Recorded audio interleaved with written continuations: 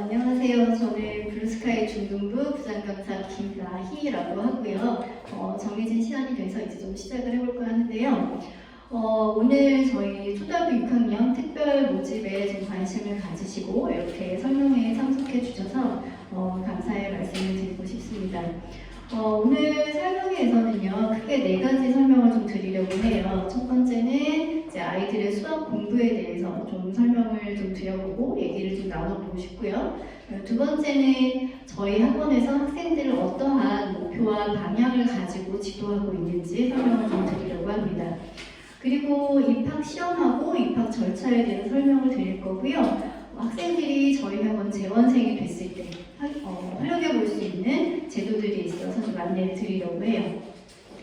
중간중간에 제가 어머님들 좀 질문을 받을 건데요. 설명을 들으시면서 궁금하신 점 있으시거나 하면 좀 메모를 해 두셨다가 질문 시간이 주어졌을 때 그때 질문을 좀 하시면 도움이 되지 않을까 그렇게 생각을 합니다.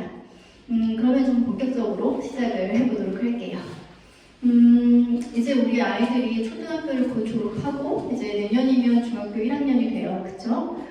그래서 여러 가지 고민들이 많이 있으실 거예요. 특히 이제 학습적인 부분에 있어서도 이제 우리 아이가 중학생이 되면 어떻게 공부를 잘 해 나갈 수 있을까 고민들이 많이 되실 텐데 그 중에 또 큰 비중을 차지하고 있는 과목 중에 하나가 수학이 아닐까 싶습니다. 수학 공부가 어려워요. 그죠? 쉽지 않아요. 수학 공부가 왜 이렇게 어려울까 많이들 고민들 하실 텐데 저희들도 고민을 많이 합니다. 수학 공부가 어려운 이유는 다른 과목하고는 조금 다르게 단원들끼리의 연관성이 굉장히 크죠. 그리고 학년과 학년 사이의 연관성도 굉장히 큽니다. 그래서 이제 우리 아이들이 조금 넉넉히 있다가 나 이제부터 공부 좀 열심히 해봐야지 라고 하고 공부를 시작하게 되면 이전 학년의 내용을 잘 모르거나 그 다음에 이전 단원의 내용을 잘 몰라서 공부하기가 굉장히 힘들어지죠. 그리고 자기 이전 학년에 공부가 안 되어져 있으면 어디서부터 손을 대야 될지 모르기 때문에 우왕좌왕 하다가 공부량은 많아지는 것 같고 어려워서 포기를 하는 것 같아요. 그러니까 연속적인 공부가 굉장히 중요한 그런 과목이라고 말씀드릴 수 있겠죠. 그리고 또 한 가지 이유가 뭐가 있을까 고민을 해보면 수학 문제가 어려워요. 어려운 문제들이 많이 있죠. 근데 그 어려운 정도가 사실 깊이를 알 수가 없어요. 그러니까 초등학교 6학년 때 배운 개념 혹은 중학교 1학년 때 배운 개념을 가지고 중학교 3학년이나 고등학교 1학년조차도 풀기 어려운 문제를 만들어낼 수도 있는 게 또 수학 문제이고 수학 과목의 특징이 아닐까 싶은데요. 그러다 보니까 아이들이 스스로 생각해보는 훈련이 되어 있지 않으면 그러니까 본인이 문제를 해결해본 경험이 적으면 생각해서 문제를 풀어내기가 쉽지가 않아요. 그러니까 꼭 누군가의 도움을 받으려고 하고 그게 잘 안 되면 귀찮고 힘들고 어렵게 느껴지는 게 수학 과목이 아닌가 싶습니다. 그래서 이제 수학이 어렵다 보니까 어머님들이 되게 고민도 많이 하시고 좀 두렵기도 하셔서 여러 가지 방법들을 또 사용을 하실 거예요. 그 중에 제일 많이 사용하시는 방법이 뭔지 여쭤봐도 될까요? 어떤 방법을 주로 쓰시죠? 제가 알기로는 주로 선행학습을 많이 하시는 것 같아요. 그렇죠? 그러니까 한 번 보고 좀 두 번 보고 그 다음에 또 학년이 올라가서 3번, 4번 보면 좀 익숙해지지 않을까 그렇게 해서 선행학습을 많이들 하시는데 선행학습이 잘못되었다. 그 방법을 바꾸자, 쓰지 말자 이런 말씀을 드리려고 하는 건 절대 아니에요. 또 학년이 올라가면 선행학습이 필요하기도 합니다. 왜냐면 수학이라고 하는 과목은 내용 자체가 어렵고 심화도 해야 되고 복습도 해야 되니까 그만큼 시간이 좀 많이 필요하죠. 그래서 진도를 좀 여유 있게 가져가는 것이 필요하기도 해요.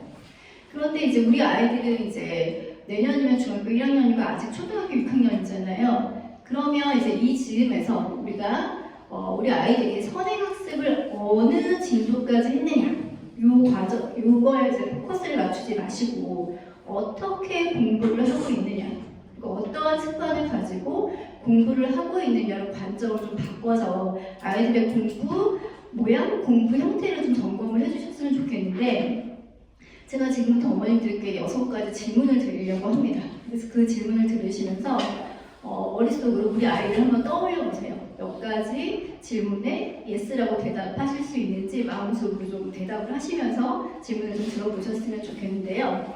첫 번째 질문입니다.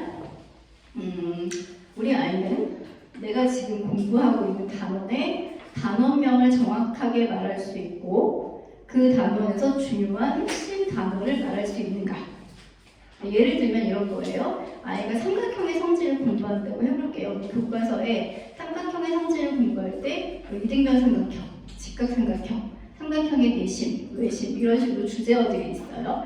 그거에 대한 내용을 보게 되는데 그것들을 아이가 말할 수 있느냐 그 질문입니다. 두 번째 질문 드릴게요. 우리 아이는 새로운 개념을 스스로 책을 통해서 공부해 볼 수 있는가? 혹은 그런 경험이 있는가? 되셨을까요? 그다음 세 번째 질문입니다. 세 번째 질문은 학생이 공부를 하다가 당연히 모르는 개념이 나올 수도 있고 모르는 문제가 나올 수도 있죠. 자, 그런 경우에 무조건 별표 치고 질문하는 것이 아니라 자기가 할 수 있는 부분까지는 어느 정도 시도를 해본 후에 질문을 하는가. 세 번째 질문 드렸고요. 네 번째 질문 가겠습니다. 아이가 모르는 개념이나 모르는 문제에 대해서 도움을 받았을 때 그 도움이라고 하는 것은 선생님의 도움이 될 수도 있을 거고 혹은 답안지의 도움이 될 수도 있겠죠. 그런 경우에 스스로 처음부터 끝까지 아무것도 보지 않은 상태로 백지에 풀어보는가. 자, 다섯 번째 질문 드리겠습니다. 이런 모르는 문제들을 해결했을 때 오답에 대해서는 반복적으로 주기적으로 학습을 하는가? 이제 마지막 질문 드릴게요. 우리 아이는 수학 문제를 풀 때에 수학적으로 서술할 수 있는가? 총 6개의 질문을 드렸는데요.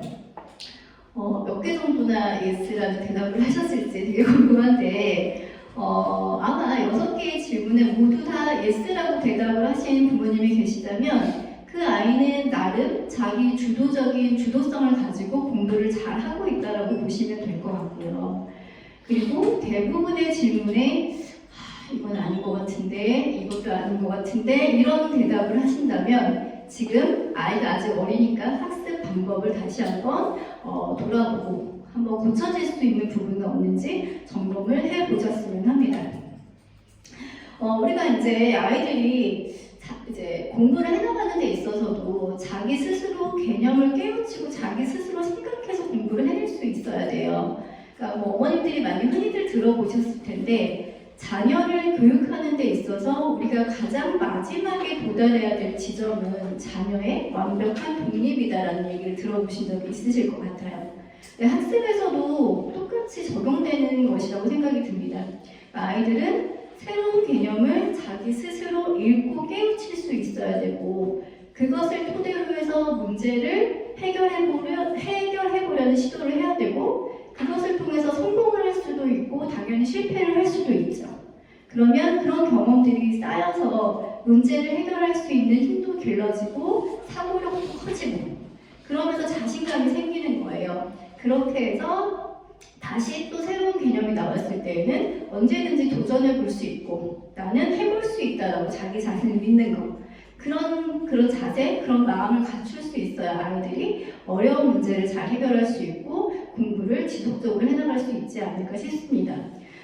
저는 그거를 뭐 자녀의 독립처럼 학습적인 독립이라고 부르고 싶은데요.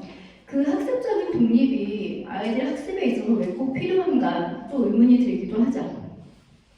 자, 아이들이 이제 인생을 살다 보면 여러 가지 큰 어떤 결정적인 단계들을 맞이하게 될 거예요. 근데 그 첫 번째 단계가 우리 아이들한테는 어떻게 보면 대입 수능이 아닐까 싶거든요. 근데 그 시험에서 나름 좋은 점수를 받아야 아이가 선택의 폭이 넓어지죠. 그건 부정할 수 없는 사실인데 물론 대학을 뭐 잘 가야 행복하게 사는 건 아니지만 그래도 아이가 그동안 뭐 6년 혹은 뭐 12년 이렇게 공부를 했을 때 나름 성과를 확인해 볼 수 있는 가장 첫 번째 단계잖아요.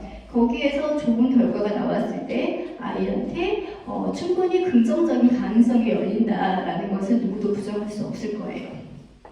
자, 그러면 거기에서 고득점을 받으려면 당연히 우리가 흔히 말하는 킬러 문제들, 어려운 문제들을 잘 풀어야겠죠. 그런데 그 문제들은 문제를 보신 적이 있으실지는 모르겠지만 문제 자체도 굉장히 길고요. 그리고 그 풀이를 보면 더 깁니다. 엄청 길어요. 뭐 빅4 사이즈의 한 3분의 2 정도를 빼곡히 깨알같은 글씨로 이제 풀이가 적혀져 있을 정도로 굉장히 긴데, 그 문제가 그렇게 긴 이유는 그 한 문제 안에 여러 가지 개념들을 담고 있기 때문에 그렇겠죠. 그리고 아이들은 시험장에서 그 문제를 잘 읽고 그 안에 숨겨진 개념을 잘 찾고 그것을 토대로 해서 식을 세울 수 있어야 돼요. 그리고 그 식을 잘 풀어서 답을 정확하게 내야겠죠.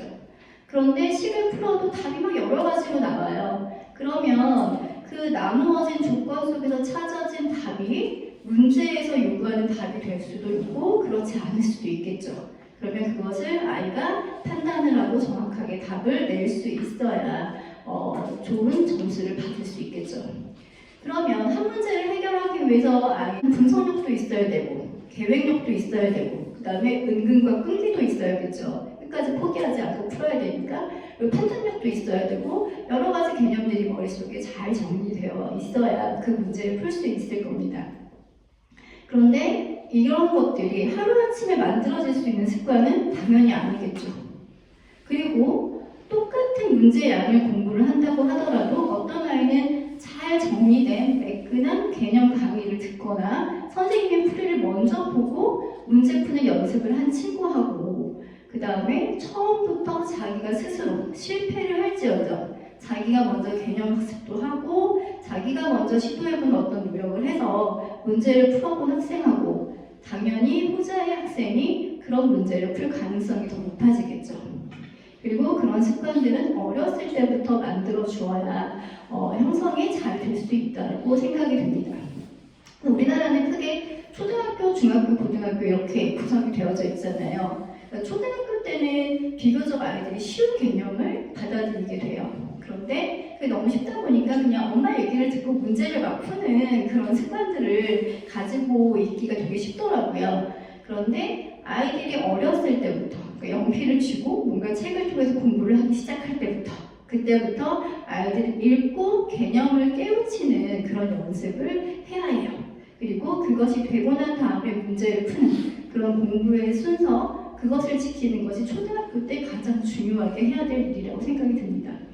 그것이 습관이 되어야지 중학생, 고등학생이 되었을 때에도 당연히 문제를 풀기 전에 개념을 먼저 공부하는 습관을 이제 아이들이 실현을 하게 돼요. 그래서 중학생이 됐을 때에도 아이는 스스로 개념 학습을 할 수 있고 그것을 토대로 해서 이번에는 문제 해결력, 문제를 분석하는 힘을 이제 기르는 연습을 해야겠죠. 문제를 정확하게 읽고 그 문제 안에 들어있는 개념을 식으로 만들어내고 그런 연습들이 되어지고 그것을 통해서 성공도 해보고 실패도 해보고 자신의 수학적인 경험을 늘려가는 거예요. 그래서 부족한 부분이 있으면 선생님이나 답안지에 어떤 소극적인 도움을 받는 거죠. 먼저 답안지나 설명을 듣는 것이 아니라 그렇게 해서 자신의 부족한 부분을 채워가는 그런 수학적인 경험을 늘려주는 것을 중학교 때 충분히 연습을 해야 됩니다. 그런 것들이 쌓여서 이제 고등학생이 되겠죠. 초등학교 때, 중학교 때 그런 연습들을 잘 해놓은 친구들은 고등학교 때에도 당연히 그 습관을 가지고 여러 다양한 어려운 문제들을 풀어서 문제에 대한 스킬을 자신만의 고유한 방법을 만들어가서 이제 좋은 점수를 만들어내는 그런 과정을 좀 경험해 볼 수 있도록 그렇게 지도를 해야 한다고 생각을 합니다. 그래서 저희가 학생들을 지도를 할 때에는 이런 것들이 우선이 돼야 된다고 생각하기 때문에 아이들이 먼저 해봐야 된다는 그 생각이 우선이기 때문에 학생들에게 먼저 개념 설명을 해주거나 문제를 풀어주거나 하는 과정은 거의 없다고 보시면 돼요. 그러니까 일단은 예를 들어서 제가 설명을 드려볼 건데요. 한 학생이 방정식을 한번 공부를 한다고 가정을 해볼게요. 그러면 선생님은 그 학생에게 방정식에 관련한 내용 프린트라는 것을 학원에서 제공을 해줍니다. 그러면 그 내용 프린트 안에는 중요한 뭐 식의 정의라든지 성질이라든지 이런 것들이 쭉 정리가 되어져 있어요. 그리고 여러 가지 공식들이 나오는 경우에는 그 공식의 결과만 있는 것이 아니라 그 공식이 유도되는 과정들이 다 설명이 되어져 있습니다. 그러면 아이가 집에서 그 내용 프린트를 펴고 연습장을 펴고 본인이 써보기도 하고 읽어보기도 하면서 자기가 이해하는 노력을 해오는 거예요. 그런데 그 과정에서 100% 완벽하게 이해하기는 좀 어려울 수 있겠죠. 그런 경우에는 선생님한테 질문할 준비를 하면 됩니다. 그리고 자신이 이해한 것을 바탕으로 해서 아이가 스스로 문제도 먼저 풀 거예요. 그리고 문제를 풀고 난 다음에 채점도 스스로 합니다. 그리고 문제를 풀고 채점을 했으면 당연히 틀린 문제도 있고 잘 안 풀리는 문제도 있겠죠. 그거 역시도 질문할 준비를 해서 학원에 오면 됩니다. 그러니까 즉 아이들은 숙제로 자신이 먼저 공부를 하고 그것을 토대로 해서 자신이 잘 이해가 안 되는 것은 무엇인지 생각을 해서 질문할 준비를 해오는 그런 선숙제 수업 방식이라고 생각하시면 되는데요. 그러니까 간단하게 얘기하면 예습 위주의 수업이라고 생각을 하시면 되세요. 그리고 아이들은 자신의 능력과 공부를 먼저 한 다음에 질문할 준비를 해오는 것, 그것이 공부이고 숙제인 그런 수업이라고 보시면 되겠습니다. 자, 그렇게 해서 이제 아이들이 공부를 해서 숙제를 해서 학원에 올 거예요. 그럼 학원에 왔을 때 어떤 일이 일어나는지를 또 설명을 좀 드릴게요. 학생이 이제 등원을 합니다. 그러면 저는 아이한테 숙제 노트하고 학생이 질문할 준비를 집에서 해온다고 했잖아요. 질문을 노트에다 적어올 거거든요. 저희 학원에서는 그 노트를 질문 노트라고 불러요. 그래서 질문 노트하고 숙제 노트를 선생님한테 제출을 하라고 합니다. 그리고 저는 학생에게 연습장을 한 장 뜯으라고 해요. 그러면 그 연습장에다 무엇을 시키냐면 한 15분에서 20분 정도의 시간을 주고 네가 집에서 공부해온 이런 단원의 중요한 내용을 한번 써봐라 이렇게 시켜볼 거예요. 그러면 아이가 자신이 공부한 것을 이해한 대로 쭉 정리를 합니다. 그러면 정리를 해놓은 것을 보면 이해를 제대로 해서 정리를 한 부분도 있고 또 아이가 좀 부족하게 이해한 것 같은 그런 내용 정리도 보이기도 해요. 그러니까 선생님들이 단연간 학생들을 지도했기 때문에 이제 그런 것들을 골라내는 능력은 다 있으시겠죠. 그래서 이제 아이들이 제대로 공부를 해왔다. 그러면 그 부분은 응용이나 심화를 시키는 쪽으로 수업의 방향을 잡습니다. 그리고 아이가 부족하게 공부해온 개념이나 잘못 이해해온 개념이 있을 수도 있겠죠. 그런 경우에는 학원에서 다시 선생님이랑 함께 공부를 하기도 하고요. 선생님이 어떤 다양한 예제를 줘서 아이가 그걸 이해할 수 있게 보완하는 형태의 수업으로 진행을 합니다. 그리고 아이가 공부를 해왔을 때 잘 이해해온 것 같다라고 했을 때 그냥 이해해온 거구나 라고 넘어가는 것이 아니라 제대로 이해했는지 선생님이 체크를 하기 시작을 해요. 어떤 식으로 체크를 하느냐면 지금 이 아이는 방정식을 공부를 해왔기 때문에 제가 막 여러 개의 식을 만들어줍니다. 연습장에다가. 그러면 그 연습장에 적혀진 식을 보고 선생님이 막 물어봐요. 여기서 방정식은 뭔지, 1차 방정식은 뭔지, 단항식은 뭔지, 다항식은 뭔지, 함수는 뭔지 막 물어봐서 학생을 보고 골라보도록 합니다. 그리고 왜 그렇게 골랐는지 막 이유를 입으로 설명해보라고 시켜보기도 하고요. 연습장에 그 과정을 적어오도록 시켜보기도 해요. 그러면 그 과정을 선생님이랑 하다 보면 아이가 제대로 이해해왔는지 그렇지 못했는지를 선생님이 체크를 하게 될 거잖아요. 그러면 그거 역시도 제대로 잘 이해를 해왔다면 심화나 응용적으로 또 수업이 진행이 되는 거고 제대로 잘 이해를 못했거나 부족한 부분이 있으면 선생님이 보완을 합니다. 그리고 학생의 입장에서도 자기가 이해해왔다라고 느낀 것들이 선생님이 질문을 하면서 대답을 잘 못할 때도 있어요. 그러면 내가 이거를 이렇게 해석해서 잘못 공부를 해왔구나 내지는 내가 이렇게 생각한 게 맞았어. 내가 공부를 되게 잘해왔어. 이렇게 또 뿌듯함을 느끼기도 하겠죠. 그러면서 그런 것들이 쌓이면 아이들이 스스로 공부할 수 있는 역량을 키워나갈 수 있는 그러한 수업 구조라고 보시면 될 것 같아요. 그렇게 해서 내용을 선생님이랑 일단 개념 공부를 완성을 합니다. 자, 그럼 이제 개념 공부가 완성이 되면 드디어 문제풀이를 할 거예요. 아이가 숙제를 통해서 개념 공부도 하고 그다음에 문제도 풀고 질문을 만들어 올 거거든요. 그러면 질문을 해결을 할 때에도 선생님이 온전히 설명해주는 수업은 거의 없다고 보시면 돼요. 자, 그러면 그 질문을 어떻게 해결을 하느냐. 일단 그 문제하고 관련된 중요한 내용을 한번 아이 보고 써보라고 해요. 그러면 아이가 그 문제를 봤을 때 떠오르는 내용을 제대로 적기도 하고 잘 못 적기도 합니다. 그럼 잘 못 적을 때는 선생님이 제대로 된 내용을 적을 수 있도록 이렇게 톡톡톡 건드려줘서 그쪽으로 갈 수 있도록 아이의 방향을 좀 맞춰줘요. 그리고 아이가 여러 개의 내용을 적어왔으면 그 그 중에서 가능성이 가장 큰 걸 한번 골라보게 시킨다든지 아니면 반대로 가능성이 없는 거 제외시켜 보도록 합니다. 그래서 그 문제에 적용되는 개념을 선택할 수 있게 하고 그리고 또 경우에 따라서는 그 개념하고 똑같은 개념으로 풀 수 있는 문제인데 조금 더 쉬운 문제가 있을 수 있겠죠. 그런 문제들을 막 연습을 시켜줘요, 수업 시간에. 그러면 그 연습을 통해서 아이가 개념이 조금 더 연습이 되고 그다음 익숙해지고 발전이 되겠죠. 그러면 자신의 질문은 그 개념을 토대로 해서 풀 수 있는 조금 더 어려운 문제인 거잖아요. 그러면 학생 스스로가 그 문제를 해결하기도 합니다. 그리고 그것으로도 해결이 안 될 수도 있어요. 그래서 그런 경우에는 선생님이 설명을 해주기도 하고요. 그리고 그렇게 해서 질문이 해결이 되면 스스로 처음부터 끝까지 다시 학생 스스로 풀어볼 수 있도록 그렇게 수업 시간에 이제 공부를 시킵니다. 그리고 질문 해결이 그렇게 끝나고 나면 그 비슷한 유형의 문제를 연습을 하기도 하고요. 또 아이가 잘 이해를 했으면 그 문제보다 조금 더 어려운 심한 문제를 연습을 하기도 해요. 그렇게 해서 수업 시간에 그 단원을 여러 차례 공부를 하게 됩니다. 그래서 그 단원을 이렇게 여러 차례 선생님이랑 같이 개념도 공부하고 도안을 받고 문제도 풀다 보면 단원에 대한 완성도가 생기겠죠. 그러면 그 완성도가 생겼을 때는 단원을 마감하는 시험을 보게 돼요. 그래서 그 시험에서 90점 이상의 점수를 받으면 단원을 마감을 하고 이제 다음 단원으로 진행이 됩니다. 그렇게 이제 수업이 이루어지는데 이러한 수업은 교실에서 선생님하고 학생 사이에 1대1 개별적으로 이루어져요. 그렇다고 해서 선생님이랑 학생이랑 딱 한 사람 한 사람이 앉아있는 것은 아니고요. 한 반에 보통 10명에서 15명까지 수업이 진행이 되는데 조금 더 많을 수도 있고 조금 더 적을 수도 있어요. 그래서 그날 수업을 오게 되는 학생들에 대해서는 모두 다 학년도 다르고 진도도 다르고 숙제 상황이나 이런 것들도 다 다릅니다. 근데 제가 이제 앞서서 얘기한 설명들을 들어보시면 학생들이 학원에 왔을 때도 선생님의 강의를 듣는 수업은 아니에요. 그죠? 그건 이해가 되시죠? 그러면 아이들은 학원에 왔을 때에도 선생님한테 뭔가 지시를 받아요. 뭘 설명해봐라, 뭘 써봐라, 뭘 풀어봐라, 뭘 적용해봐라 이런 지시를 받거든요. 그러면 그걸 가지고 아이는 자기 자리에 앉아서 공부를 하는 겁니다.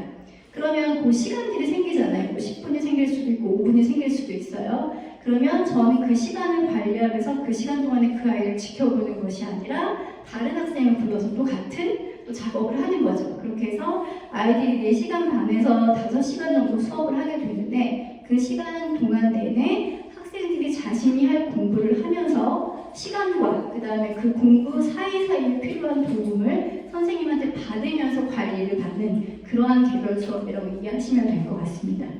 그래서 제가 수업에 대한 설명을 여기까지 좀 드렸는데요. 좀 들으시고 좀 이해가 좀 부족하시거나 아니면 질문이 있으시면 이렇게 손을 드시면 질문을 좀 받고 다음으로 이어보도록 해볼게요. 질문이 있으실까요? 아, 네, 저 뒤에 계십니다. 예를 들어 2시에 수업을 시작하면 10명에서 15명 친구들이 한꺼번에 오잖아요. 선생님이 이 친구랑 이 친구를 가지고 있으면 그러면 그 시간에 뭘 하고 있나요? 이제 아이들의 등원 시간이 있어요. 어머님 질문이 이제 아이들이 한꺼번에 등원을 하게 되면 선생님이 이제 아이들이 막 몰릴 텐데 수업이 이제 초반에 이렇게 정리가 가능한지 그게 궁금하신 것 같아요. 그렇죠? 일단은 선생님은 아이들의 숙제 상황이나 이런 것들을 거의 어느 정도 예상을 하고 계세요. 그리고 오늘 아이가 등원하는 것과 동시에 아이에게 할 걸 먼저 제시를 합니다. 아까 말씀드린 것처럼 숙제 노트랑 질문 노트를 주는 것과 동시에 제가 아이한테 할 일을 지시를 해줘요. 그리고 모든 아이들이 저희가 등원 시간이 뭐 5시, 5시 반 이렇게 개별적으로 조금 차이가 있기는 한데 등원 시간이 정해져 있어요. 근데 그 시간에 모든 아이들이 100% 딱 동일하게 들어오는 건 아니거든요. 약간씩 시간 차이가 있기 때문에 그거를 조율을 해서 아이를 관리할 수 있습니다. 되셨을까요? 네. 또 질문이 있으실까요? 아, 네. 말씀해주신 방법으로 숙제를 하려고 하면은 네네. 소요하는 시간이 상당히 걸릴 것 같은데 보통 학원에서 내주는 숙제 좀 양치기 같은 숙제를 하게 되면은 아이가 잘 못 따라갈 수도 있을 건데 보통 숙제량은 어느 정도 되고 아이들마다 숙제량 좀 다른 건지. 지금 어머님 하신 질문은 아이들이 숙제를 하는데 걸리는 소요시간, 그 다음에 학생들마다 숙제가 동일한지 그 양이 다른지 그걸 질문하신 것 같은데요. 보통 아이들이 저희 학원에 수업을 할 때는 일주일에 2회 수업을 하게 되는 경우가 많아요. 그런데 보통 한 단원을 끝내는 데에 아이들이 숙제를 성실하게 해서 본인이 이해할 수 있는 능력을 최대한 발휘를 해서 공부를 성실하게 해왔다. 그럼 보통 한 단원을 끝내는데 2주에서 3주 정도 소요가 되거든요. 근데 개별 차이는 분명히 있을 수 있습니다. 자, 그런데 그걸 하기 위해서는 아이들이 학기 중에 학교를 다니면서 그래도 일주일에 한 6시간에서 8시간 정도의 숙제 시간은 투자가 되어야 해요. 그리고 이제 어머니께서 아까 잠깐 양측이라는 말씀을 하셨는데 아이들이 그럴 수도 있잖아요. 저희가 숙제를 줄 때에는 내용 공부하는 숙제하고 문제 푸는 숙제를 줘요. 그런데 아이들이 문제 푸는 것에 너무 이제 수학은 문제 푸는 거다. 요거에 익숙해져 있는 아이들은 막 문제 먼저 막 풀려고 해요. 그러니까 숙제가 의외로 빨리 끝나기도 하고 숙제를 안 하는 것 같이 보일 수도 있어요, 집에서. 그럼 그건 숙제가 정말 잘못된 거예요. 그러니까 아이들이 먼저 내용 공부를 정확하게 하고 그것을 토대로 해서 문제를 풀어야 되기 때문에 어머님들께서는 그 부분을 좀 지켜봐 주시면 좋겠고 집에서 어떤 방식으로 숙제를 하는지 그래서 그런 상황들을 담임 선생님한테 좀 상의를 하시면 아이의 숙제 습관도 조금 교정을 해나갈 수 있거든요. 그렇게 알려주시면 좋겠고 그리고 그런 이제 아이들이 양보다는 질적인 숙제를 해와야 돼요. 그러니까 문제수가 적더라도 그 안에 들어있는 문제들이 어떤 개념을 가지고 푸는지 공부를 하면서 문제를 풀어야 되거든요. 그렇기 때문에 그냥 눈으로 보여지는 양에 비해서 걸리는 시간은 좀 많습니다. 그리고 학생들이 개별적으로 스케줄이 다 다를 수 있잖아요. 그러니까 무조건 선생님이 무조건 6시간은 해야 돼, 10시간은 해야 돼 이렇게 강요할 수는 없어요. 그렇지만 그렇다고 해서 아이의 스케줄을 무한히 다 받아들여서 숙제를 30분, 1시간밖에 할 수 없다 이렇게 만들어지면 진도를 나갈 수가 없겠죠. 그래서 어머님들께서 저희 학원에 학생들을 보내시기로 결정을 하신다면 충분히 숙제할 수 있는 시간을 확보를 해주셔서 다른 스케줄을 잡아주시는 게 좋고 그 안에서 무리가 진도를 나가는데 무리가 되지 않는 선에서는 개별적으로 학생들마다 차이가 있기 때문에 그건 조율이 가능하십니다. 되셨을까요? 네. 그러면 다음을 조금 진행한 다음에 또 질문을 좀 받도록 할게요. 제가 이제 좀 중요한 설명을 드릴 건데요. 입학 시험, 그 다음에 입학 절차에 대해서 좀 설명을 드리려고 해요. 처음에 저희가 모집 안내가 나갔을 때에는 시험 시간이 3시부터 70분간이라고 안내를 받으셨을 거예요. 그런데 그게 지금 수정이 되었거든요. 그래서 시험 시간이 총 90분입니다. 그렇게 된 배경을 좀 설명을 드릴 건데요. 일단은 이번에 초육 학생들이 시험을 볼 때에는 시험 범위는 중1 전 과정에 해당이 되고요. 문제는 총 30문제가 출제가 될 거예요. 객관식, 주관식이 섞여져 있고요. 그리고 모든 문제는 풀이 과정을 서술을 해야 합니다. 어떤 경우에는 답이 맞았더라도 풀이가 0 방향이 틀린 경우가 있어요. 그런 경우, 그 다음에 풀이가 전혀 없이 답만 쓴 경우는 점수를 받지 못할 수도 있고요. 그리고 아이가 답은 틀렸어요. 답은 틀렸는데 풀이 과정이 정확하게 방향을 잘 맞춰서 가고 있었는데 끝부분에서 조금 실수해서 답이 틀릴 수도 있죠. 그런 경우에는 점수를 받을 수도 있습니다. 그래서 풀이 과정을 적게 하는 그런 시험이고요. 그리고 중1 과정 30문제를 제외하고 한 문제가 추가가 되었는데요. 그 문제는 아이들의 좀 읽고 쓰는 능력을 테스트해 보고자 하는 이해력 시험이에요. 그러니까 쉽게 요즘에 문해력 이런 얘기 많이 들어보셨잖아요. 그러니까 아이들이 긴 문장을 읽고 어떻게 문제를 해석해서 풀어내는지 풀 수 있는 한 문제 문제가 있거든요. 그 이해력 테스트인데 그 문제를 푸는 시간 20분이 추가가 돼서 처음에 안내받으셨던 시간보다는 20분 추가된 90분 이제 시험을 보게 될 거고요. 10월 26일 이제 벌써 다음 주네요, 그렇죠? 다음 주 수요일 오후 3시에 학원에서 시험을 보게 되고요. 그날은 여기가 이제 아이들이 동시에 시험을 보는 거기 때문에 주변이 조금 혼잡할 수도 있을 것 같아요. 그래서 어머님들은 그날 안타깝지만 학원 내부로 들어오실 수가 없으십니다. 그래서 저희 선생님들이 학생들을 중앙 현관에서 받을 거예요. 그래서 시험 볼 수 있는 교실로 다 안내를 해줄 거고요. 그렇게 해서 아이들이 4시 반까지 시험을 치르게 될 거니까 4시 반에 이제 아이들을 데리러 오시면 될 것 같습니다. 그리고 이제 시험을 보려면 그래도 나름 준비를 해야 되니까 너무 이제 빠듯하게 보내지 마시고 한 10분, 20분 좀 일찍 보내셔가지고 아이들이 교실에서 좀 여유 있게 마음의 준비를 할 수 있도록 그렇게 해주시면 좋을 것 같아요.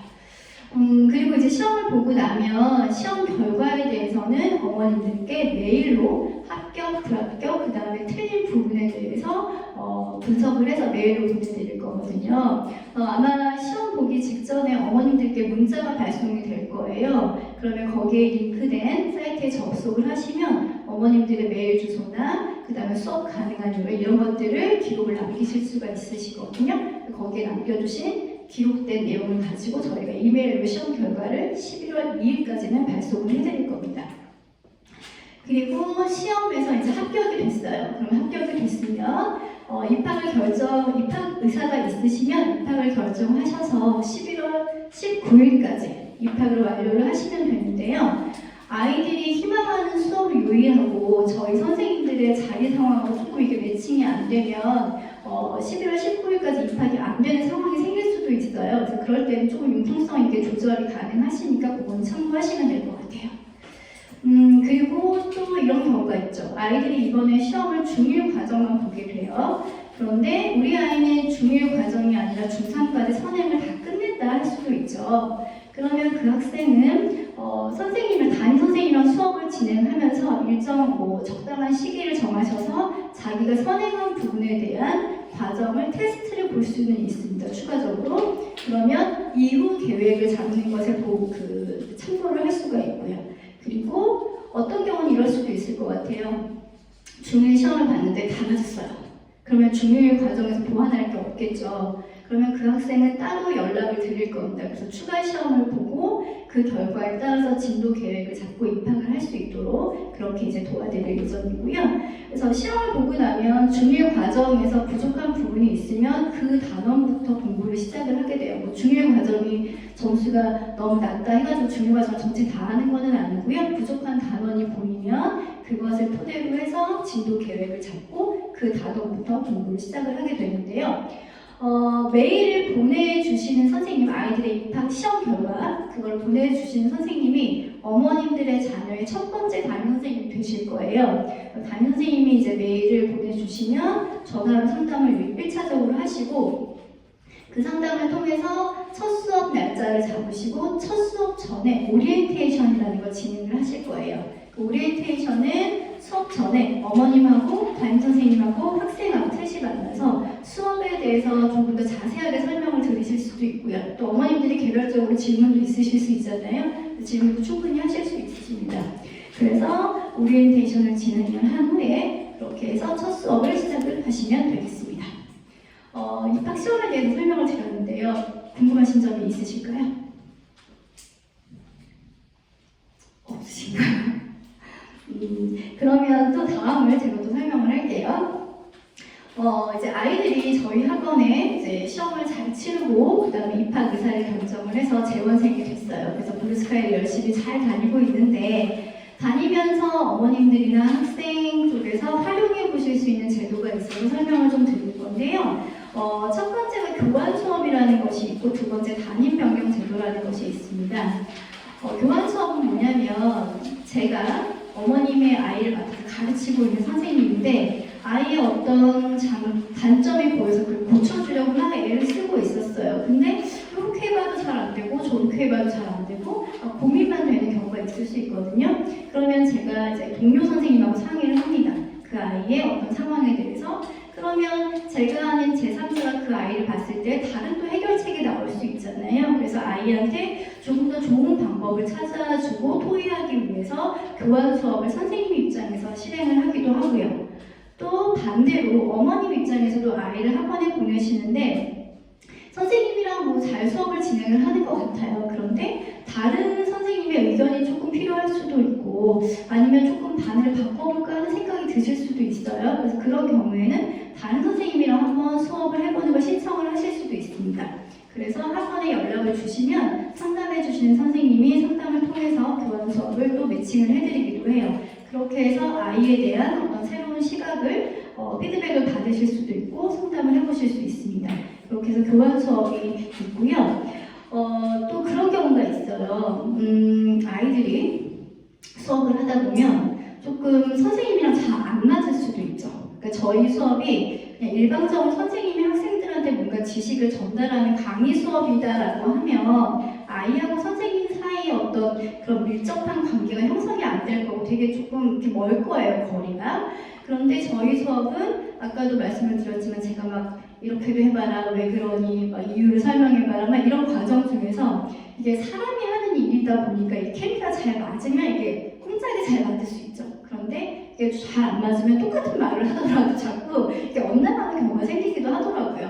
그런 경우에는 공부보다도 이제 사람 관계가 힘들면 더 능률이 떨어질 수 있거든요. 그런 경우에는 어머님들께서도 얘가 이 방법으로 공부하는 게 맞는 것 같은데 선생님이랑 조금 어려움이 있네? 이런 느낌이 드실 때도 있으실 거예요. 그래서 그런 경우에는 너무 이제 혼자서 고민하지 마시고 학원으로 연락을 주시면 또 상담하시는 선생님이 계시거든요. 그 상담을 통해서 선생님을 바꿔보실 수 있습니다. 그 제도는 사실 저희 학원은 모든 선생님들이 같은 목표를 가지고 아이들을 지도를 해요. 스스로 생각하고 열심히 노력을 해서 자기 걸 만들자 이런 목적을 가지고 아이들을 지도하기는 하는데 아이들이 다 다른 것처럼 선생님들도 다 다르시거든요. 그렇기 때문에 조금 더 잘 맞는 선생님이 있을 수 있어요. 그러면 아이들이 좀 힘을 내서 더 공부를 잘 해내기도 하거든요. 그래서 조금 그런 부분에 있어서 능률적인 부분에 있어서 조금 어려움이 있거나 고민이 있으시면 그때 활용을 해보시면 되시고요. 그리고 뭐 교환 수업을 통해서 선생님 다른 선생님이랑 수업을 해봤는데 아이가 더 잘 맞는 것 같다. 그러면 선생님을 바꿔보실 수도 있습니다. 그렇게 두 가지 제도를 좀 활용을 해보셨으면 좋겠어요. 그래서 제가 저희 학원의 재원생이 됐을 때 활용해 볼 수 있는 제도도 설명을 드렸는데요. 궁금하신 점이 없으실까요, 어머님들? 없으신가요? 사실 아이들이 좀 어려서 우리 제가 이제 아이가 먼저 공부를 해오는 이제 수업이라고 말씀을 드렸잖아요. 그러면 우리 아이가 어린데 막 혼자서 공부를 다 할 수 있나요? 이런 질문들 많이 하시던데 걱정 안 되세요? 아이들이 다 잘할 것 같은 그런 느낌이신가 봐요. 근데 아이들이 사실 혼자서 공부하는 거 되게 힘들 수 있어요. 그런데 생각보다는 잘해요. 왜냐하면 아이들이 그래도 읽을 줄 알고 쓸 줄 알잖아요. 그렇기 때문에 아이들이 뭔가를 해보자라고 했을 때에 안 해봐서 그렇지 한번 해보자고 하면 잘 아이들이 따라는 옵니다. 그런데 그 중에서 당연히 오류는 있을 수 있겠죠. 그러면 그거 역시도 선생님으로부터 내용 공부하는 방법이라든지 그 다음에 공부를 해왔을 때 어디를 잘못 해석해왔는지 어떤 건 잘해왔는지 이런 것들을 다 수업 시간에 교정을 받기 때문에 점점 공부할 수 있는 능력이 늘어나요. 그래서 크게 걱정은 안 하셔도 될 것 같은데 그럼에도 불구하고 아이들은 또 개별적인 역량이 다 다릅니다. 그렇기 때문에 이 방법으로 효과를 보지 못하는 친구들도 있기는 해요. 그러니까 저희 수업은 그래도 아이가 자기가 주도성을 가지고 해석도 해보고 노력도 해보고 그것이 조금 효율이 나야 되는데 시간이 돼도 그 능력이 조금 늦게 터지는 아이들이 있어요. 그런 경우에는 계속 이 방법으로 하다 보면 아이가 지칠 수 있거든요. 그래서 그런 경우에는 선생님이 수업을 하다가 어머님께 상의를 드릴 수 있어요. 방법을 다른 방법으로 설명을 더 충분히 들을 수 있는 방법으로 지금은 바꿔주는 게 좋겠다. 이렇게 제안을 드릴 수도 있거든요. 그래서 아이들에 대한 어떤 장점, 단점 이런 것들이 발견이 되는 대로 어머님들께 개별적으로 상담을 많이 드리실 거예요. 그리고 어머님들께서도 아이들을 맡기신 입장에서 아이들의 어떤 상황이 궁금하시고 그 다음에 어려운 점이 있으시거나 하면 선생님하고 얼마든지 상의를 하실 수 있으니까 전화 상담도 괜찮고 또 이제 선생님이랑 전화 상담 하신 다음에 내원 상담을 하셔도 되니까 충분히 아이에 대해서 많이 상담을 해보시고 같이 이렇게 진행을 해보는 방법을 선택을 하셨으면 좋겠습니다. 저희가 이번 특별 모집을 좀 기획을 하게 된 계기가 좀 있어요. 지금 아이들이 초등학교 6학년 이제 끝나는 즈음이잖아요. 그런데 아이들이 공부를 하다 보면 저도 이제 여기서 근무한 지가 꽤 됐는데 아이들이 공부를 하는 습관 중에 정답에 너무 집중하는 아이들이 있어요. 그러니까 맞았어요? 틀렸어요?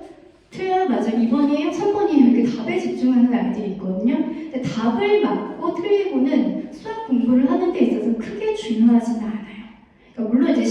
보는 결과에 있어서는 답을 맞느냐 틀리느냐가 중요하지만 우리가 그 정답을 잘 맞추기 위해서 평소에는 공부를 해야 되는 거잖아요. 공부를 하는 그 습관을 만들어줘야 하는데 자꾸 답에 치중을 하다 보면 아이들이 그 습관을 만들 수가 없거든요. 그래서 초반에는 아이한테 자꾸 선생님이 막 이유를 물어볼 거예요. 이거 왜 그렇게 나왔어? 이건 어떻게 풀었어? 그렇게 이제 물어가면서 아이들이랑 수업을 할 거거든요. 그렇기 때문에 처음에는 아이들 입장에서는 되게 괴로울 수 있어요. 내가 답이 나왔는데 선생님이 자꾸 물어보고 왜 그런지 이유를 자꾸 대라고 하면 아이 입장에서 힘들 수 있거든요. 그런데 그런 과정들이 자꾸 몸에 익혀져야 아이들이 생각할 수 있는 힘도 길러지고 문제를 차분하게 처음부터 끝까지 끈기 있게 풀어내는 힘이 생기거든요. 그런데 그런 습관들을 고등학교 1학년 때 만들어주려면 너무 늦죠. 그죠?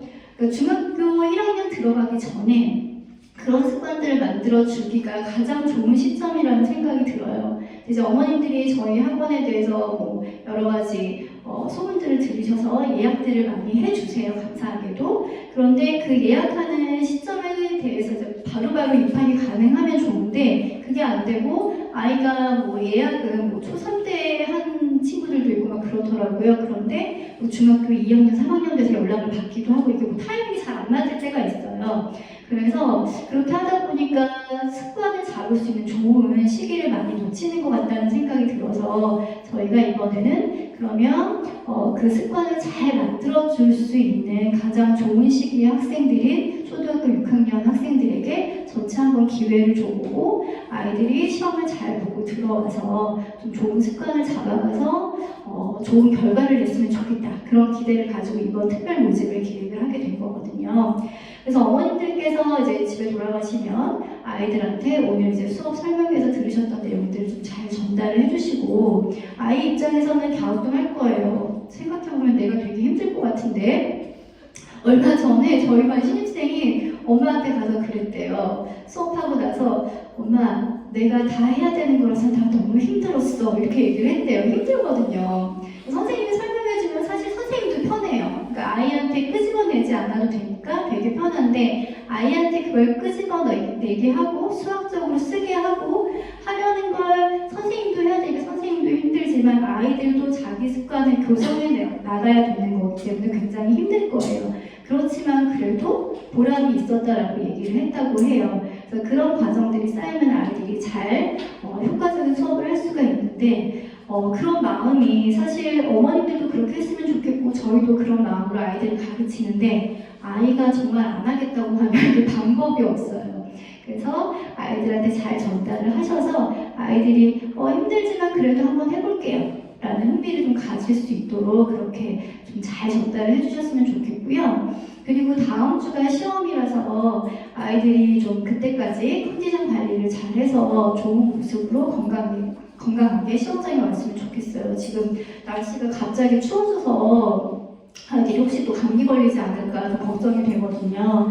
그래서 10월 26일까지 컨디션을 잘 조절을 해서 시험장에 왔으면 좋겠고 또 이제 우리가 다음에서 만날 때에는 아이들이 교실에서 수업을 통해서 좀 만나게 되기를 저는 기대를 하고 이렇게 있겠습니다.